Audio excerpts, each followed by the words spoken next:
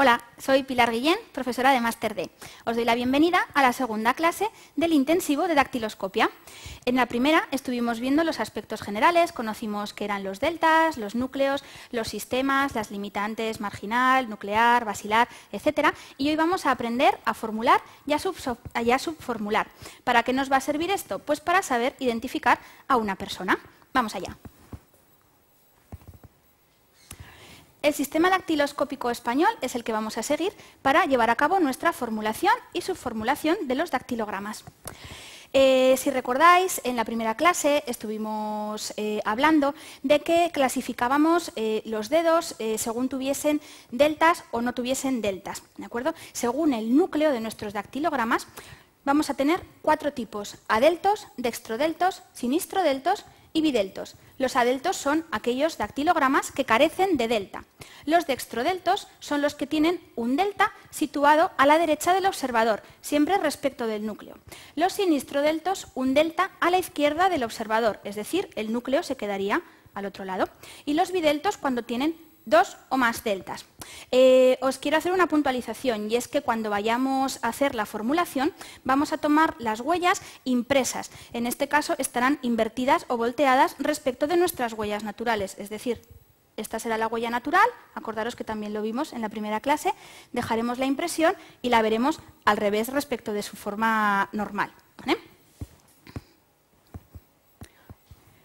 Los adeltos, como decíamos, son los que no tienen delta, pero tampoco van a tener una figura marcada o muy observable de núcleo.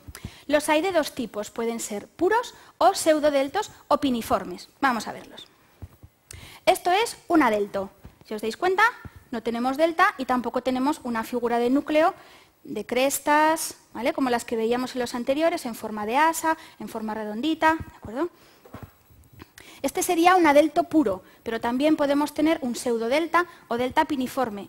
En este caso,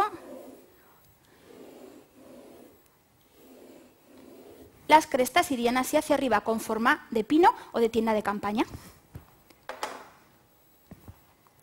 Los dextrodeltos, como hemos dicho, un delta situado a la derecha de la persona que lo está observando. Suelen ser más frecuentes en las manos izquierdas. ¿Y cómo son? Pues así. Tenemos aquí el delta. Si yo lo estoy observando, igual que lo estáis observando vosotros, vemos que queda a la derecha del núcleo que se nos queda a la izquierda, ¿de acuerdo? Aquí sí que tenemos un núcleo bien formado por las asas y las crestas, ¿de acuerdo? Este triangulito sería el delta a la derecha. Los sinistrodeltos, lo mismo pero al contrario, tenemos un delta situado a la izquierda de la persona que observa y van a ser más frecuentes en las manos derechas. En este caso lo tendríamos aquí. Yo estoy observando la huella dactilar, la impresión, se me queda el núcleo a la derecha y el delta a la izquierda. Tenemos un sinistrodelto. Y por último, los bideltos son aquellos que tienen 2 o más deltas en planos bien diferenciados. Normalmente los bideltos tendrán solamente 2 deltas, ¿vale? Pero puede ser que tengan 3, que sean trideltas, polideltas, etc. Pero siempre los vamos a incluir en el grupo de los bideltos, ¿de acuerdo? Tendríamos aquí el núcleo en el centro y 2 deltas distintos en planos diferenciados, ¿vale? El de la izquierda y el de la derecha. Eso es la regla general, pero puede ser que padezcamos de algún tipo de anomalía dactilar, que pueden ser o bien congénitas o adquiridas en el transcurso del tiempo. ¿Las congénitas cuáles son? La polidactilia, que es tener más de 5 dedos. En ese caso, el dedo sobrante no se computaría a la hora de formular. La electrodactilia, menos de 5 dedos. En ese caso, el dedo que faltase, ¿vale? Si por ejemplo fuese el índice, a la hora de formular el índice pondríamos un 0. Y la sindactilia es tener 2 o más dedos unidos. En ese caso, si los tenemos unidos por aquí, pero nos dejan libres la parte del dactilograma, los contaríamos como si fuesen 2 dedos separados.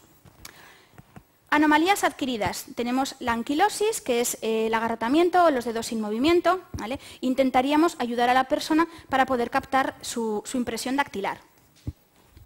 Amputaciones por accidente, quirúrgicas, etcétera, volveríamos a poner un 0 en el lugar de ese dedo que nos falta.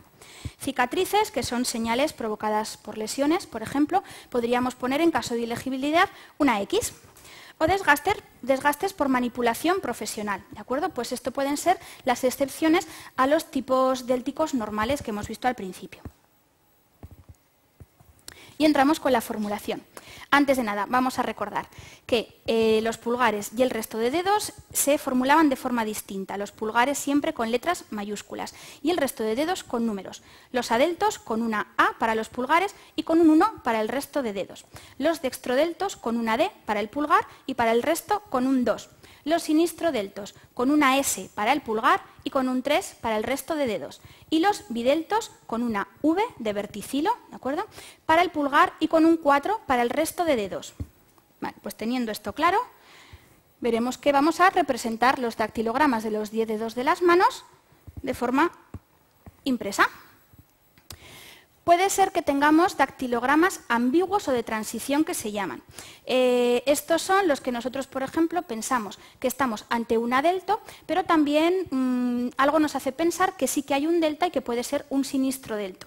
Entonces, ¿cómo lo formularíamos? Si estamos más convencidos de que es un adelto que un sinistrodelto, en el caso del pulgar, formularíamos con una A y como pensamos que puede ser un sinistrodelto, le pondríamos un 3 como exponente.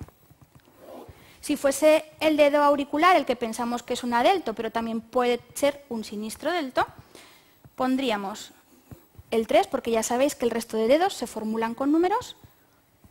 Perdón, pondríamos un 1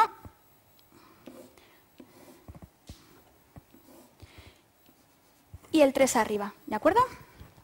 Vale, pues esto sería para el caso de los dactilogramas ambiguos o de transición. ¿Cómo se formulan las anomalías dactilares? Os lo he adelantado al principio. La polidactilia no se va a tener en cuenta el dedo de más. La electrodactilia pondremos un 0. La sindactilia, igual que si existiese separación, siempre y cuando no sea posible. En el caso de las adquiridas, la anquilosis ayudaremos en la impresión y si no pudiese porque resultase ilegible, pondríamos una X. En el caso de las amputaciones, un 0, pero si la amputación no es total, tendremos que indicar en letra que esa amputación es parcial. Y en el caso de ilegibilidad, nos vamos también a la X.